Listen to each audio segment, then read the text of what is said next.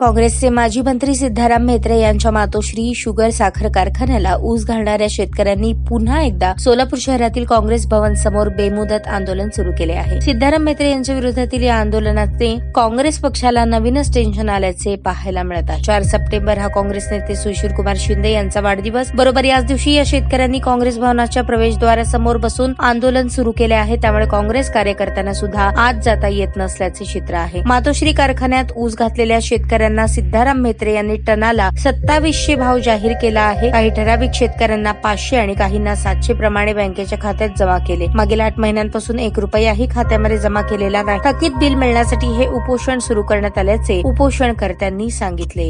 म्हेत्रे साहेबांना स्वतः लेखी दिलेलं होतं की 3 ते 4 दिवसात तुमचे बिल टाकतोय. ऑगस्ट महिन्यात दिलेलं होतं. तरी पण साहेब कुणाला 500, कुणाला 700, कुणाला 800 असं त्यांच्या मनाला येईल तसं पैसे टाकले साहेब. दर 2700 रुपयांना बोलून आलेला ऊस एकेकाला काही आणि एकेका शेतकऱ्याला तर 1 रुपया बी आला नाही साहेब.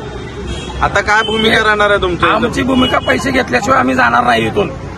2700 रुपयांना म्हेत्रे साहेबांनी आमचं बिल टाकावं कृपया करून विनंती आहे.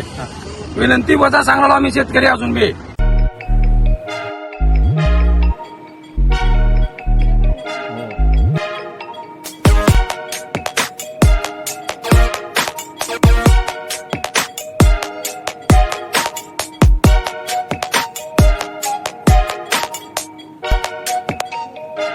सोलापूर शहरातील सुप्रसिद्ध हॉस्पिटल म्हणजे सेंट्रल मल्टी स्पेशालिटी हॉस्पिटल मागील अनेक वर्षापासून सेवा बजावत आहे. 24 तास इमर्जन्सी सर्व्हिस, मॉडर्न टेक्नॉलॉजी, अनुभवी डॉक्टर्स तसेच अत्याधुनिक तंत्रज्ञान सुविधांनी सुसज्ज स्त्रीरोग प्रसूती विभाग, ऑर्थोपेडिक विभाग, मेडिकल विभाग आणि इतर एकमेव नाव म्हणजे सेंट्रल मल्टी स्पेशालिटी हॉस्पिटल.